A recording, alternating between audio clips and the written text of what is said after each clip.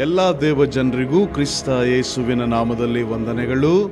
ಪ್ರಿಯ ದೇವ ಮಕ್ಕಳೇ, ಹೇಗಿದ್ದೀರಿ? ನಾನು ನಂಬ್ತೇನೆ ದೇವರು ನಿಮ್ಮನ್ನು ಉತ್ತಮವಾಗಿಟ್ಟಿದ್ದಾನೆ ಎಂಬುದಾಗಿ. ನಾನು ಕ್ರಿಸ್ತನಲ್ಲಿ ಸೇವಕ ಪ್ರಸನ್ನ ಕುಮಾರ್. ಬನ್ನಿ ಈ ದಿನ ಒಂದು ವಿಷಯವನ್ನ ಧ್ಯಾನಿಸಿಕೊಳ್ಳೋಣ. ಪ್ರಿಯ ದೇವ ಮಕ್ಕಳೇ, ಇಂದು ನಾವು ಧ್ಯಾನಿಸಿಕೊಳ್ಳಲಿಕ್ಕಿರುವಂತಹ ವಿಷಯ ಒಂದೇ ಆಶೀರ್ವಾದದಲ್ಲಿ ನಿಲ್ಲದೆ ದೇವರ ಪರಿಪೂರ್ಣ ಆಶೀರ್ವಾದಕ್ಕೆ ಸಾಗಿ ಹೋಗು ಎಂಬುದಾಗಿ ನಾವಿಂದು ಧ್ಯಾನ ಮಾಡಿಕೊಳ್ಳಲಿಕ್ಕಿದ್ದೇವೆ. ಒಂದೇ ಆಶೀರ್ವಾದದಲ್ಲಿ ನಿಲ್ಲದೆ ದೇವರ ಪರಿಪೂರ್ಣವಾದಂಥ ಆಶೀರ್ವಾದಕ್ಕೆ ಸಾಗಿ ಹೋಗುವ ಎಂಬ ಅಂಶವನ್ನು ಇಂದು ಧ್ಯಾನ ಮಾಡಿಕೊಳ್ಳಿಕ್ಕಿದ್ದೇವೆ. ಜಾಗ್ರತೆ ಕೇಳಿಸ್ಕೊಳ್ರಿ. ಇವತ್ತು ಈ ಸಂದೇಶ ನಿಮ್ಮ ಜೀವಿತಗಳನ್ನು ಪ್ರಶ್ನೆ ಮಾಡುವ ಹಾಗೆ ಮಾಡಿ, ನಿಮ್ಮ ಹೃದಯಗಳನ್ನು ನೂತನ ಹೃದಯಗಳಾಗಿ ಮಾರ್ಪಡಿಸಿ, ನಿಮ್ಮ ಜೀವಿತವನ್ನು ದೇವರ ಆಶೀರ್ವಾದದಲ್ಲಿ ಇನ್ನೂ ಹೆಚ್ಚಾಗಿ ನಿಮ್ಮನ್ನು ಬೆಳೆಯುವಂತೆ ಮಾಡುವಂಥದ್ದಾಗಿದೆ. ಹಾಗಾಗಿ ಕೊಂಚ ಸಮಯ ದೇವರ ವಾಕ್ಯದ ಮುಂದೆ ನಿಮ್ಮನ್ನು ನೀವು ಕಾದುಕೊಳ್ಳಬೇಕೆಂಬುದಾಗಿ ಪ್ರೀತಿಯಿಂದ ಮನವಿ ಮಾಡುವವನಾಗಿದ್ದೇನೆ. ನಮ್ಮ ಬೈಬಲ್ ಅನ್ನ 23ನೇ ಕೀರ್ತನೆಗೆ ತಿರುಗಿಸಬೇಕೆಂಬುದಾಗಿ ನಾನು ಪ್ರೀತಿಯಿಂದ ಮನವಿ ಮಾಡ್ತೇನೆ. ಈ ವಾಕ್ಯ ಭಾಗ ನೀವು ಎಷ್ಟೋ ಸಾರಿ ಓದಿದ್ದೀರಿ, ಎಷ್ಟೋ ಸಾರಿ ಧ್ಯಾನ ಮಾಡಿದ್ದೀರಿ, ಎಷ್ಟೋ ಸಾರಿ ಬಾಯ್ಪಾಠ ಮಾಡಿದ್ದೀರಿ, ಎಷ್ಟೋ ಸಾರಿ ನೀವು ಮಾತಾಡಿದ್ದೀರಿ, ಎಷ್ಟೋ ಸಾರಿ ನೀವು ಕೇಳಿಸ್ಕೊಂಡಿದ್ದೀರಿ. ಆದರೂ ಪರವಾಗಿಲ್ಲ, ಕೊಂಚ ಸಮಯ ನೀವು ವಾಕ್ಯದ ಮುಂದೆ ಕಾದುಕೊಳ್ಳ್ರಿ. ಯಾಕಂದ್ರೆ ವಾಕ್ಯದ ಸಂದೇಶ ನಿಮ್ಮ ಜೀವಿತಗಳನ್ನು ಇವತ್ತು ದೇವರಲ್ಲಿ ಕಟ್ಟಿ ನಿಮ್ಮನ್ನು ಇನ್ನೂ ಹೆಚ್ಚಾಗಿ ದೇವರಿಗಾಗಿ ಬೆಳೆಯುವಂತೆ, ದೇವರ ಆಶೀರ್ವಾದದಲ್ಲಿ ಬೆಳೆಯುವಂತೆ ಮಾಡುವಂಥದ್ದಾಗಿದೆ. ಅದರಲ್ಲಿ ನನಗೆ ಯಾವುದೇ ವಿಧದ ಸಂದೇಹ ಇಲ್ಲವೇ ಇಲ್ಲ. ಹಾಗಾಗಿ ಕೊಂಚ ಸಮಯ ದೇವರ ವಾಕ್ಯದ ಮುಂದೆ ನೀನು ಕಾದುಕೊಳ್ಳಬೇಕೆಂಬುದಾಗಿ ಪ್ರೀತಿಯಿಂದ ಮನವಿ ಮಾಡುವನಾಗಿದ್ದೇನೆ. 23ನೇ ಕೀರ್ತನೆ 1ನೇ ವಚನ, ಕರ್ತನು ನನ್ನ ಕುರುಬನು, ಕೊರತೆ ಪಡೆನು. ಜಾಗ್ರತೆ ಕೇಳಿಸ್ಕೊಳ್ರಿ. ಯೆಹೋವನು ನನ್ನ ಕುರುಬನು, ನಾನು ಕೊರತೆ ಪಡೆನು ಎಂಬುದಾಗಿ 1ನೇ ವಚನ ಹೇಳ್ತಾ, ಅಂದ್ರೆ ದೇವರನ್ನ ನಾವು ಕುರುಬನ್ನಾಗಿ ಮಾಡಿಕೊಂಡ್ರೆ ನಾವು ಕೊರತೆ ಇಲ್ಲದ ಜೀವಿತಕ್ಕೆ ಸಾಗಿ ಹೋಗ್ತೇವೆ ಎಂಬುದಾಗಿ ಆ 1ನೇ ವಚನ ಹೇಳ್ತದೆ. ಹಾಗಾದ್ರೆ ನಮ್ಮ ಜೀವನ ಕೊರತೆ ಇಲ್ಲದ್ದಾಗಿರಬೇಕು, ನಮ್ಮ ಜೀವನ ಸಮೃದ್ಧಿ ಉಳ್ಳದ್ದಾಗಿರಬೇಕು, ನಮ್ಮ ಜೀವನ ಚೆನ್ನಾಗಿರ್ಬೇಕಾದ್ರೆ ನಾವು ಮಾಡಬೇಕಾದ ಮೊದಲ ಅಂಶ ಏನ್ ಗೊತ್ತಾ? ದೇವರು ನಮ್ಮ ಕುರುಬನಾಗಿರಬೇಕು, ದೇವರನ್ನ ಹಿಂಬಾಲಿಸುವಂತವರಾಗಿರಬೇಕು, ನಮ್ಮ ಮುಂದೆ ದೇವರಿರಬೇಕು, ಎಲ್ಲದರಲ್ಲೂ ಮೊದಲು ದೇವರಿರಬೇಕು, ಎಲ್ಲದಕ್ಕಿಂತ ಮೊದಲು ದೇವರಿರಬೇಕು. ನಾವು ಹಾಗೆ ಮಾಡಿದ್ರೆ ನಮ್ಮ ಜೀವಿತ ನಂತರದಲ್ಲಿ ಕೊರತೆ ಇಲ್ಲದೆ ಇರುವಂತ ಜೀವಿತಕ್ಕೆ ಸಾಗಿ ಹೋಗ್ತದೆ. ಹಾಗಾದ್ರೆ ಆ ಕೊರತೆ ಇಲ್ಲದಿರುವಂತ ಜೀವಿತ ಹೇಗಿರ್ತದೆ? ಜಾಗ್ರತೆ ಕೇಳಿಸ್ಕೊಳ್ರಿ. ಆ ಕೊರತೆ ಇಲ್ಲದೆ ಇರುವಂತ ಜೀವಿತ ಹೇಗಿರ್ತದೆ? 2ನೇ ವಚನ, ಆತನು ಹಸಿರುಗಾವಲುಗಳಲ್ಲಿ ತಂಗಿಸುವನು, ವಿಶ್ರಾಂತಿಕರ ಅಥವಾ ಶಾಂತಿಕರ ನೀರಿನ ಬಳಿಯಲ್ಲಿ ನಮ್ಮ ನಡೆಸುವನೆಂಬುದಾಗಿ ಆ ವಾಕ್ಯ ಭಾಗ ಹೇಳ್ತದೆ. ಹಾಗಾದ್ರೆ ಅಲ್ಲಿ ಬರೆಯಲ್ಪಟ್ಟಂತ 2 ವಿಷಯ, ತಂಗಿಸುವನು ಮತ್ತು ನೀರಿನ ಬಳಿಗೆ ನಡೆಸುವನು ಎಂಬುದಾಗಿರುವಂತ 2 ಅಂಶಗಳು ಏನಪ್ಪ ಸೂಚಿಸ್ತವೆ ಅಂತ ಹೇಳಿದ್ರೆ, ಮೊದಲನೇದು ಹಸಿರುಗಾವಲು ಅನ್ನುವಾಗ ದೇವರ ವಾಕ್ಯದ ಸಮೃದ್ಧಿಯಾದಂಥ ಪೋಷಣೆಯನ್ನ ನಮ್ಮ ಜೀವನದಲ್ಲಿ ದೇವರು ಕೊಡ್ತಾನೆ. ಕೇಳಿಸ್ಕೊಳ್ರಿ. ಕೊರತೆ ಇಲ್ಲದೆ ಇರುವಂತ ಜೀವಿತದಲ್ಲಿ ಮೊದಲನೇ ಅಂಶ ಯಾವುದಪ್ಪ ಅಂದ್ರೆ ನಮ್ಮಲ್ಲಿ ಸಮೃದ್ಧಿಯಾದಂಥ ವಾಕ್ಯ ಪೋಷಣೆ. 2ನೇದು ನೀರಿನ ಬಳಿಗೆ ನಡೆಸುವನು ಅಂದ್ರೆ ಅದರ ಅರ್ಥ ನೀರು ಯಾವಾಗಲೂ ಬೆಳವಣಿಗೆ ಮಾಡುವಂಥದ್ದಾಗಿದೆ. ಹಾಗಾಗಿ ನಮ್ಮ ಜೀವಿತದ ಬೆಳವಣಿಗೆಯ ಕುರಿತಾಗಿ 2ನೇ ವಚನದಲ್ಲಿ ಮಾತಾಡ್ತದೆ. ಹಾಗೆ 3ನೇದಾಗಿ ನಾವು ಆಶೀರ್ವಾದ ಅಥವಾ ಕೊರತೆ ಇಲ್ಲದ ಜೀವಿತ ಯಾವುದೆಂಬುದಾಗಿ ನೋಡುವಾಗ ನಾವು 3ನೇ ವಚನಕ್ಕೆ ಹೋಗುವಾಗ ನನ್ನ ಪ್ರಾಣವನ್ನ ಉಜ್ಜೀವಿಸ ಮಾಡುವನು ಅಂದ್ರೆ ಅದರ ಅರ್ಥ ನಾನು ಬಲಹೀನವಾಗಿರಬಹುದು ಅಥವಾ ರೋಗದಲ್ಲಿರಬಹುದು, ಆತನು ಪುನರುಜ್ಜೀವನ ಮಾಡ್ತಾನೆ ಅಂದ್ರೆ ಅದರ ಅರ್ಥ ಇನ್ನೊಂದು ಮಾತು ಹೇಳ್ಬೇಕಂದ್ರೆ ಸ್ವಸ್ಥಪಡಿಸ್ತಾನೆ ಎಂಬುದಾಗಿ ಅದರ ಅರ್ಥ. ಸ್ವಸ್ಥತೆಯಲ್ಲೂ ಸಹ ಕೊರತೆ ಇಲ್ಲದೆ ಇರುವಂತ ಜೀವಿತ.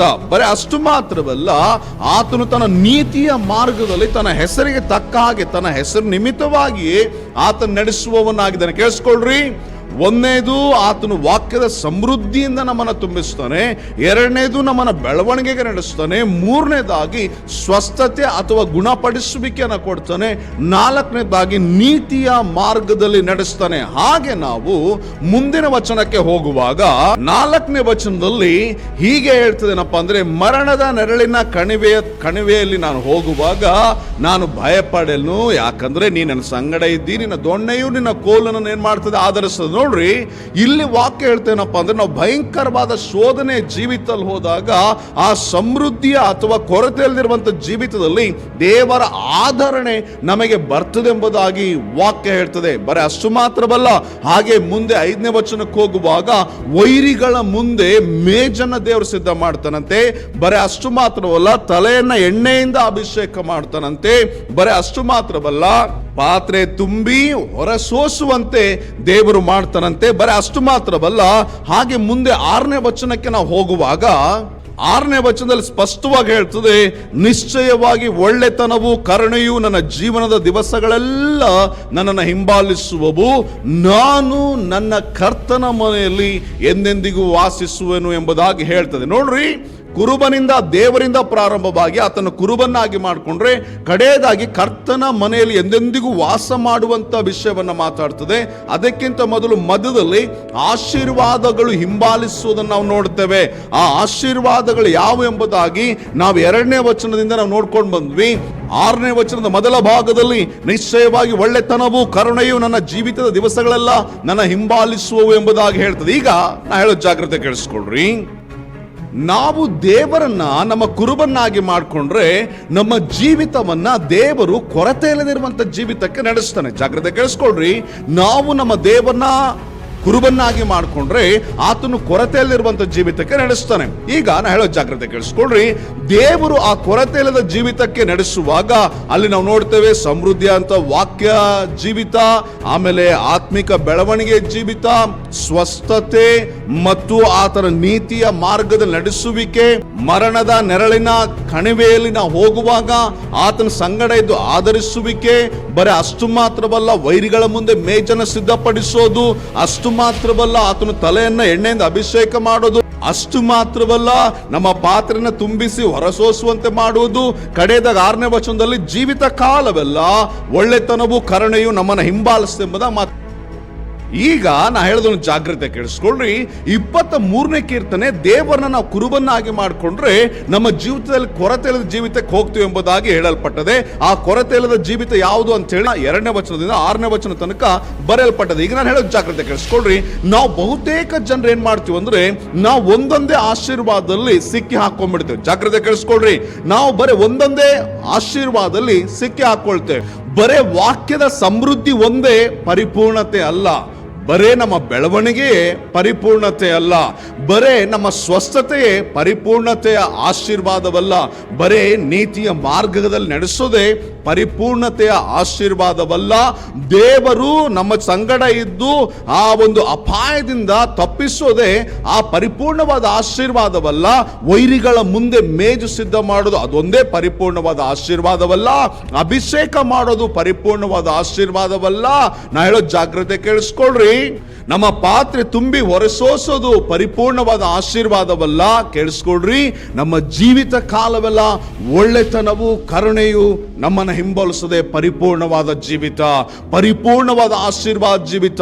ನಾವೇನ್ ಮಾಡ್ತೇವೆ, ಒಂದೇ ಆಶೀರ್ವಾದದಲ್ಲಿ ನಿಂತ್ಕೊಂಡ್ಬಿಡ್ತೇವೆ. ಬಹಳಷ್ಟು ಜನರು ಈಗ ನನ್ನ ಜೀವನದಲ್ಲಿ ಈ ಇಷ್ಟು ಆಶೀರ್ವಾದದಲ್ಲಿ ಯಾವುದ್ರಲ್ಲಿ ಪಾಸ್ ನಿಂತ್ಕೊಂಡಿದ್ದೀರಿ ಅಂದ್ರೆ, ಮೊದಲನೇದಿದೆಯಲ್ಲ ವಾಕ್ಯದಲ್ಲಿ ಸಮೃದ್ಧಿ ಆಗಿರೋದು, ಅದರಲ್ಲೇ ನಾನು ನಿಂತ್ಕೊಂಡೆ. ನನ್ನ ಜೀವಿತ ಕಾಲದಲ್ಲಿ ಅತಿ ಹೆಚ್ಚು ಭಾಗ ನಾನು ಅಲ್ಲೇ ನಿಂತ್ಕೊಂಡೆ. ನಾನು ಓದ್ಬೇಕು, ಬರೇ ವಾಕ್ಯ ಓದೋದು ಸಮೃದ್ಧಿಯಾಗಿ ಅಲ್ಲೇ ಇರ್ಬೇಕಂತ ಹೇಳಿ ಬರೇ ಅದನ್ನು ನಾನು ಮಾಡ್ಕೊಂಡೆ, ಬರೇ ಅದರಲ್ಲೇ ಇದ್ದೆ. ನಾನೇನ್ ಹೇಳ್ತೀನಿ, ಅದು ತಪ್ಪ? ಇಲ್ಲ, ಅದು ನಾವು ಮಾಡಬೇಕು, ಆದ್ರೆ ನಾವು ಮುಂದೆ ಸಾಗಿ ಹೋಗ್ಬೇಕು. ನಾ ಹೇಳೋ ಜಾಗ್ರತೆ ಕೇಳಿಸ್ಕೊಳ್ರಿ, ಕೆಲವ್ರು ಏನ್ ಮಾಡ್ತಾರೆ, ಬರೇ ವಾಕ್ಯ ಧ್ಯಾನದಲ್ಲೇ ಸಿಕ್ಕಾಕೊಂಡ್ಬಿಡ್ತಾರೆ. ಇನ್ನು ಕೆಲವ್ರು ಏನ್ ಮಾಡ್ತಾರೆ ಅಂದ್ರೆ, ನಾವು ಬೆಳಿಬೇಕು ಅಂದ್ರೆ ಮೋಟಿವೇಶನ್ ತಕೊಂಡು ನಾವು ಬೆಳಿಬೇಕು, ಅದರಲ್ಲಿ ಕೆಲವರು ಇದ್ದು ಬಿಡ್ತಾರೆ. ಇನ್ನು ಕೆಲವರು ಬರೇ ಸ್ವಸ್ಥತೆಯಲ್ಲಿ ಇರ್ತಾರೆ, ಬರೇ ಅಲ್ಲೇ ನಾವು ಅವ್ರು ನಿಂತ್ಕೊಂಡ್ಬಿಡ್ತಾರೆ. ಇನ್ನು ಕೆಲವರು ಏನ್ ಮಾಡ್ತಾರೆ, ಬರೀ ಪರಿಶುದ್ಧತೆ ನೀತಿ ಅಂತ ಹೇಳಿ ಹೋಗ್ತಾರೆ. ಹೌದು, ಪರಿಶುದ್ಧತೆ ನೀತಿ ನಮಗೆ ಇಂಪಾರ್ಟೆಂಟು, ಬರೀ ಅಲ್ಲೇ ನಿಂತ್ಕೊಳ್ಬಾರ್ದು. ಅಲ್ಲೇ ನಿಂತ್ಕೊಳ್ಬಾರ್ದು. ಇನ್ನು ಕೆಲವರು ಏನ್ ಮಾಡ್ತಾರೆ, ದೇವರು ನನ್ನನ್ನ ಏನ್ ಮಾಡ್ತಾರೆ, ಮರಣದ ನೆರಳಿನ ಕಣಿವೆಯಲ್ಲಿ ನನ್ನ ಕಾಪಾಡ್ತಾರೆ, ನನ್ನ ಸಂಗಡ ಇರ್ತಾರೆ, ಬರೀ ಅಲ್ಲೇ ನಿಂತ್ಕೊಳ್ತಾರೆ. ಇನ್ನು ಕೆಲವರು ಏನ್ ಮಾಡ್ತಾರೆ, ಬರೀ ಶತ್ರುಗಳ ಮುಂದೆ ಮೇಜು ಸಿದ್ಧ ಮಾಡೋ ವಿಷಯದಲ್ಲಿ ಅಲ್ಲೇ ನಿಂತ್ಕೊಳ್ತಾರೆ. ಇನ್ನು ಕೆಲವರು ಏನ್ ಮಾಡ್ತಾರೆ, ಬರೀ ಅಭಿಷೇಕ ಅಲ್ಲೇ ನಿಂತ್ಕೊಳ್ತಾರೆ. ಇನ್ನು ಕೆಲವರು ಏನ್ ಮಾಡ್ತಾರಪ್ಪ ಅಂತ ಹೇಳಿದ್ರೆ, ಪಾತ್ರೆ ತುಂಬಿ ಹೊರಸೋಸೋದು ಅಲ್ಲಿ ನಿಂತ್ಕೊಳ್ತಾರೆ. ನಾ ಹೇಳೋ ಜಾಗ್ರತೆ ಕೇಳಿಸ್ಕೊಳ್ರಿ, ನಾವು ಬರೀ ಅಲ್ಲೇ ನಿಂತ್ಕೊಳ್ಬಾರ್ದು. ಬರೀ ನಾವು ಅಲ್ಲೇ ನಿಂತ್ಕೊಳ್ಳೋದಾದ್ರೆ ಒಂದೊಂದು ಆಶೀರ್ವಾದಗಳಾಗ್ತವೆ. ಹಾಗಾದ್ರೆ ನಾವು ಎಲ್ಲಿ ನಿಂತ್ಕೊಳ್ಬೇಕು? ಮೊದಲನೇ ವಚನದಲ್ಲಿ ಕುರುಬನು ಎಂಬ, ಅಂದ್ರೆ ಕರ್ತನು ನಮ್ಮ ಕುರುಬನು, ಆ ಸ್ಥಳದಲ್ಲಿ ನಿಂತ್ಕೊಳ್ಬೇಕು. ಅಲ್ಲಿಂದ ನಾವು ಎಲ್ಲಿಗೆ ಸಾಗಿ ಹೋಗ್ಬೇಕು? 23ನೇ ಕೀರ್ತನೆ 6ನೇ ವಚನದ ಪ್ರಕಾರವಾಗಿ, ನಿಶ್ಚಯವಾಗಿ ಒಳ್ಳೆತನವು ಕರುಣೆಯು ನನ್ನ ಜೀವಿತ ಕಾಲವೆಲ್ಲ ಹಿಂಬಾಲಿಸುವುದು ಎಂಬುದಾಗಿ ಹೇಳಿದಂತ ಆ ಸ್ಥಳಕ್ಕೆ ನಾವು ಹೋಗಿ ನಿಂತ್ಕೊಳ್ಬೇಕು. ಪ್ರಿಯ ದೇವ ಮಗುವೆ, ನಾ ಹೇಳೋ ಜಾಗ್ರತೆ ಕೇಳಿಸ್ಕೊಳ್ರಿ, ಆಶೀರ್ವಾದ ಒಂದೇ ಪರಿಪೂರ್ಣ ಅಲ್ಲ. 6ನೇ ವಚನದ ಕಡೆಯ ಭಾಗದಲ್ಲಿ ಹೇಳ್ತದೆ, ನಾನು ನನ್ನ ಕರ್ತನ ಆಲಯದಲ್ಲಿ ಮನೆಯಲ್ಲಿ ವಾಸ ಮಾಡ್ತೇನೆ, ಅದು ಇನ್ನೂ ಪರಿಪೂರ್ಣತೆ ಮಾಡ್ತದೆ. ಹಾಗಾಗಿ ಪ್ರಿಯ ದೇವ ಮಗುವೆ, ನಾವು ಒಂದು ಆಶೀರ್ವಾದದಲ್ಲಿ ನಿಂತ್ಕೊಳ್ಳದೆ ನಾವು ಆಶೀರ್ವಾದಗಳಿಗೆ ಸಾಗಿ ಹೋಗ್ಬೇಕು. ಬಹಳಷ್ಟು ಜನರು ಏನ್ ಮಾಡ್ತಾರೆ ಅಂದ್ರೆ, ಒಂದು ಆಶೀರ್ವಾದ ಪಡ್ಕೊಂಡ್ರೆ ಅವರು ಆತ್ಮಿಕತೆ ಬಿಟ್ಟು ಹೋಗ್ತಾರೆ. ಒಂದು ಆಶೀರ್ವಾದ ಇದ್ರೆ ಸಾಕು ಎಂಬುದಾಗಿ ಹೇಳ್ತಾರೆ, ಒಂದರಲ್ಲಿ ನಿಂತ್ಕೊಳ್ತಾರೆ. ನಾವು ಹಾಗಿರಬಾರ್ದು. ದೇವರ ಪರಿಪೂರ್ಣವಾದ ಆಶೀರ್ವಾದಗಳಿಗೆ ಸಾಗಿ ಹೋಗ್ಬೇಕು. ಪರಿಪೂರ್ಣವಾದಂತ ಆತ್ಮಿಕತೆ, ಪರಿಪೂರ್ಣವಾದಂತ ಆಧ್ಯಾತ್ಮಿಕತೆ, ಪರಿಪೂರ್ಣವಾದಂತ ಆಶೀರ್ವಾದ, ಪರಿಪೂರ್ಣವಾದಂತ ಪ್ರಕಟಣೆಗಳು, ಪರಿಪೂರ್ಣವಾದಂತ ಜ್ಞಾನ, ಪರಿಪೂರ್ಣವಾದಂತ ಸೇವೆ, ಪರಿಪೂರ್ಣವಾದಂತ ಕಾರ್ಯಗಳು, ದೇವರ ವಿಷಯದಲ್ಲಿ ಪರಿಪೂರ್ಣತೆಗೆ ನಾವು ಸಾಗಿ ಹೋಗ್ಬೇಕು ಪ್ರಿಯ ದೇವ ಮಗುವೆ. ಹಾಗಾಗಿ ಈ ವಾಕ್ಯ ಕೇಳಿಸ್ಕೊಳ್ಳುವಂತ ನಿಮಗೆ ನಾನು ಹೇಳೋದೇನಂದ್ರೆ, ಇವತ್ತು ನೀವೇನೆಲ್ಲ ಆಶೀರ್ವಾದದಲ್ಲಿದ್ದೀರೋ ಅದು ಫೈನಲ್ ಅಲ್ಲ. ಆಶೀರ್ವಾದ ಅನ್ನೋದು ಒಂದು ದಿನಕ್ಕೆ ಮುಗಿದು ಹೋಗೋದಿಲ್ಲ. ಆತ್ಮಿಕತೆ ಅನ್ನೋದು ಒಂದು ದಿನಕ್ಕೆ ಮುಗಿದು ಹೋಗೋದಿಲ್ಲ. ನೀತಿವಂತಿಕೆ ಅನ್ನೋದು ಒಂದು ದಿನಕ್ಕೆ ಮುಗಿದು ಹೋಗೋದಿಲ್ಲ. ಸೇವೆ ಅನ್ನೋದು ಒಂದು ದಿನಕ್ಕೆ ಮುಗಿದು ಹೋಗೋದಿಲ್ಲ. ಅದು ನಮ್ಮ ಜೀವಿತ ಕಾಲವೆಲ್ಲ ಇರ್ತದೆ. ಹಾಗಾಗಿ ಆಶೀರ್ವಾದ ಅನ್ನೋದು ಆಯಾ ದಿನಕ್ಕೆ ದೇವರು ಕೊಟ್ಟು ನಡೆಸುವಂಥದ್ದು. ಹಾಗಾಗಿ ದೇವರ ಪರಿಪೂರ್ಣವಾದಂತ ಆಶೀರ್ವಾದಕ್ಕೆ ಸಾಗಿ ಹೋಗ್ರಿ. ದೇವರ ಪರಿಪೂರ್ಣವಾದ ಆಶೀರ್ವಾದದಲ್ಲಿ ನೆಲೆಗೊಳ್ಳ್ರಿ. ಆಗ ನೀವು ಇನ್ನೂ ಮಹಿಮೆಯಾಗಿ ದೇವರಿಗಾಗಿ ಜೀವಿಸುವಂತವರಾಗಿರ್ತೀರಿ. ಇದನ್ನ ಮಾತ್ರ ನೀವು, ನಿಮ್ಮ ಕುಟುಂಬ, ನಿಮ್ಮ ಸಂತತಿ, ನಿಮ್ಮ ವಂಶ ಎಂದೆಂದಿಗೂ ಮರೆಯಲೇಬೇಡ್ರಿ. ಬನ್ನಿ ಪ್ರಾರ್ಥನೆ ಮಾಡಿಕೊಳ್ಳೋಣ. ಪ್ರೀತಿ ಉಳ್ಳ ತಂದೆ, ನಿನ್ನ ವಾಕ್ಯದ ಮುಖಾಂತರ ನಮ್ಮ ಮಧ್ಯದಲ್ಲಿ ನೀನು ಮಾತಾಡಿದ್ದಕ್ಕಾಗಿ ಸ್ತೋತ್ರ. ನಿನ್ನ ಜನರು ನಿನ್ನ ಪರಿಪೂರ್ಣವಾದ ಆಶೀರ್ವಾದಕ್ಕೆ ಸಾಗಿ ಹೋಗುವಂತೆ ಬಲಪಡಿಸು. ಎಲ್ಲಾ ರೀತಿಯ ಅಡ್ಡಿಗಳು, ಎಲ್ಲಾ ರೀತಿಯ ಸಮಸ್ಯೆಗಳು, ಎಲ್ಲಾ ರೀತಿಯ ಕರ್ತನೆ ವೇದನೆಗಳು ಎಲ್ಲವುಗಳಿಂದ ತಪ್ಪಿಸು. ನಿನ್ನ ಆಶೀರ್ವಾದದಿಂದ ನಿನ್ನ ಮಕ್ಕಳನ್ನ ತುಂಬಿಸು. ನಿನಗಾಗಿ ಕರ್ತನೆ ಎದ್ದು ಪ್ರಕಾಶಿಸುವಂತೆ, ಪ್ರಜ್ವಲಿಸುವಂತೆ ನಿನ್ನ ಮಕ್ಕಳನ್ನ ಬಲಪಡಿಸು. ನಿನ್ನ ವಿಶೇಷವಾದ ಕೃಪೆಯನ್ನು ತುಂಬಿಸಿ ನಡೆಸಬೇಕೆಂಬುದಾಗಿ ಹೇಳಿ ಯೇಸು ಕರ್ತನ ಹೆಸರಿನಲ್ಲಿ ಬೇಡ್ತೆ ಪರಲೋಕದ ತಂದೆ. ಆಮೇನ್, ಆಮೇನ್, ಆಮೇನ್. ಎಲ್ಲರಿಗೂ ಪ್ರೈಸ್ ದಿ ಲಾರ್ಡ್. ದೇವರು ನಿಮ್ಮನ್ನು ಆಶೀರ್ವದಿಸಲಿ.